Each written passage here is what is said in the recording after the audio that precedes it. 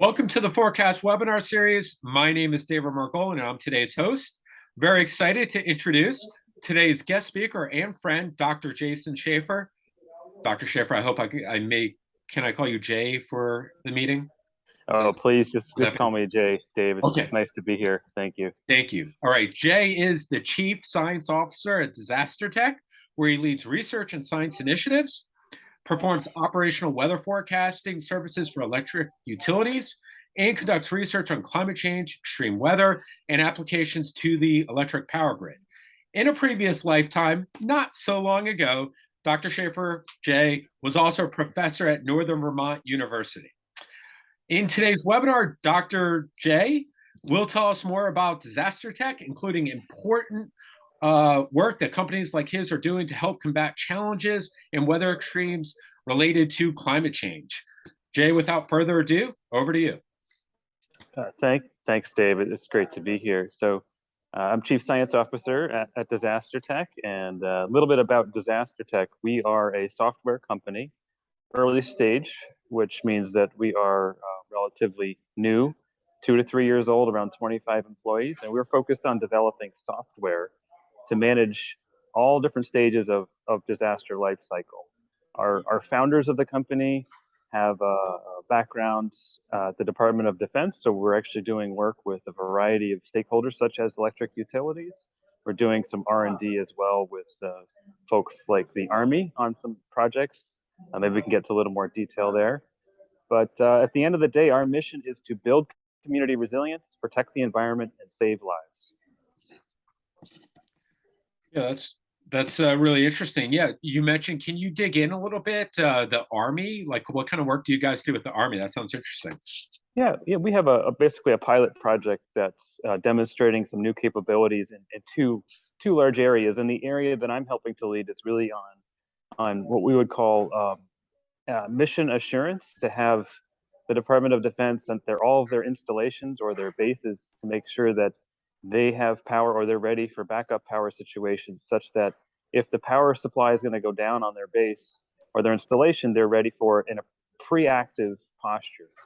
And really what that looks like is just having some predictive technology that can help them understand risks, such as a hurricane or winter storm 2 or 3 days, making sure all the backup generators are powered and all the other contingencies and dependencies on the systems and coupled into their workflow. And it's not too much different from working with utilities in this space, except the customer here happens to be the U.S. Department of Defense and the people who manage the installations. And then the other use case we're focused on is around intelligence work and open source information. And I can't go into too much more detail on that, but other than to say that, helping them be smarter, looking for potential bad actors using open source intelligence information and finding, all sorts of ways to comb through that really just finds anomalies and signals through the noise. Yeah. Interesting. Okay, and I think a lot of people might also just want to kind of know what is an average day kind of look like for you in terms of how your responsibilities are broken up between a lot, the things we talked about earlier, forecasting, research, managing teams, and things like that.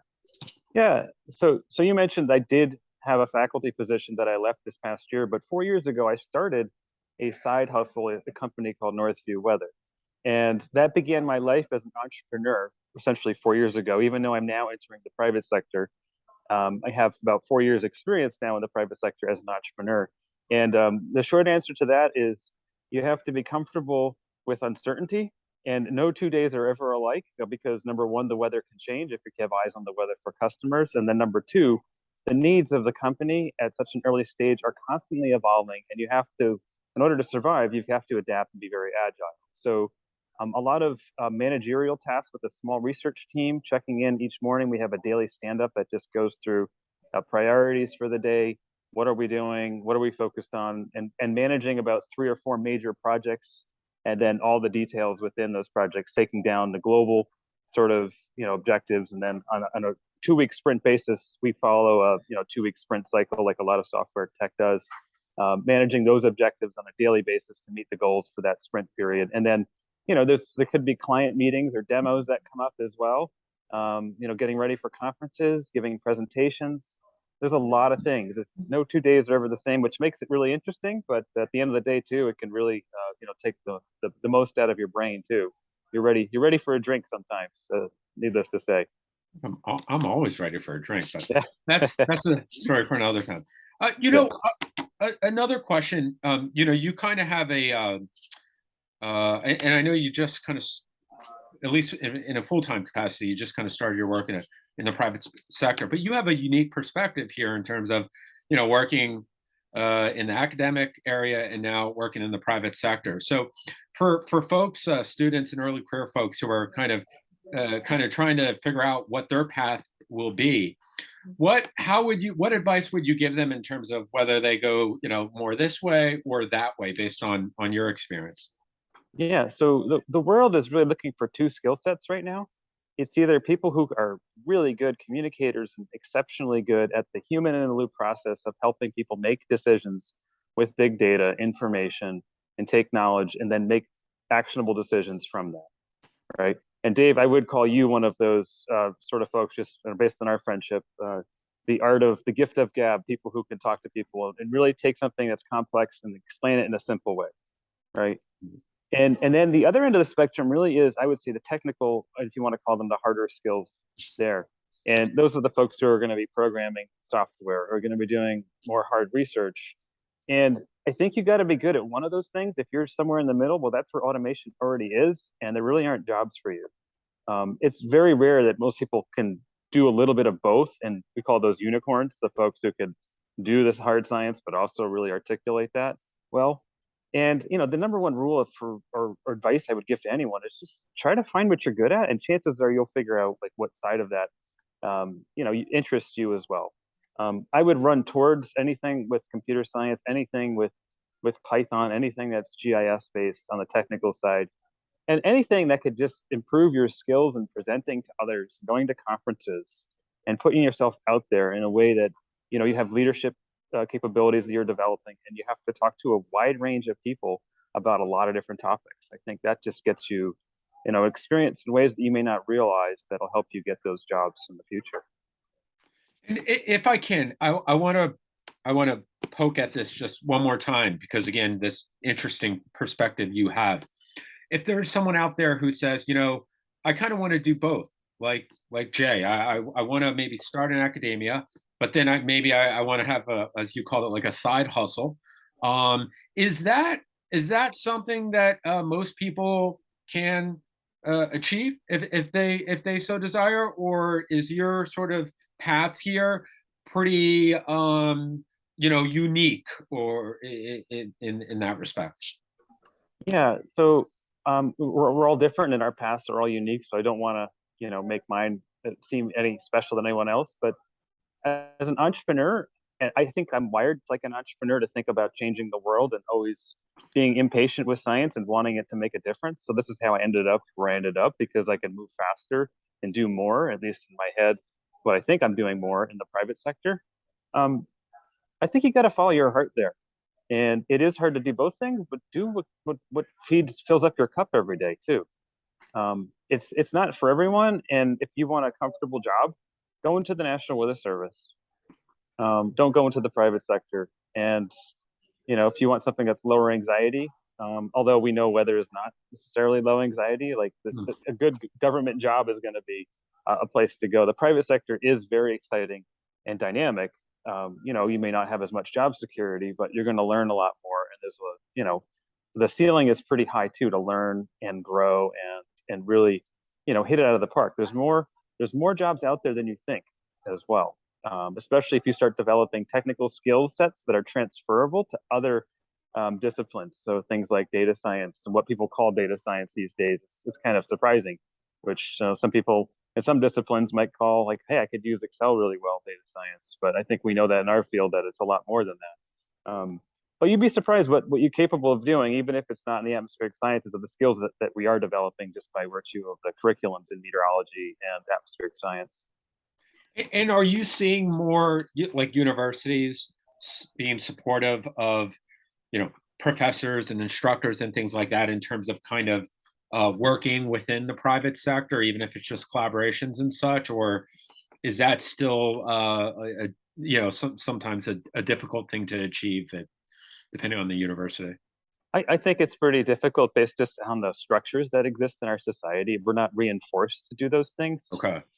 There's a research, if you're going to be working towards tenure, there's a very, you know, rigid or tried and true process. You publish some papers, you go to conferences, you get some research funding, something about, something in much more detail than like five other people do in the world. And there's nothing wrong with that.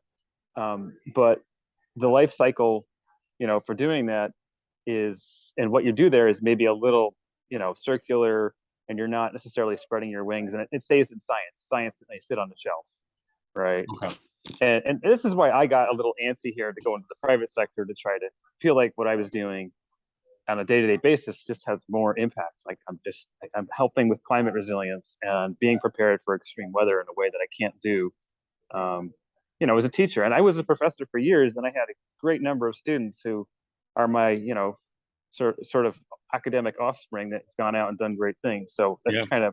kind of my legacy right now too, in that sense. Yeah, ironic that maybe you might be working with one or more of your students at some point, right? You probably never would have expected to be in that position 10 Oh years yeah, ago. Yeah, yeah. I mean, it's a small world, and right. especially it's a small world in our field. So yeah, I'm sure that the idea of everyone's going to say, don't burn bridges and work on those relationships, and everything is built on relationships. Period. Even though there's all sorts of science and technical things here, knowing people and finding those people who want to solve the world's problems the way you do, or support you and get behind you, like that's where you want to be. Yeah, yeah, I totally agree.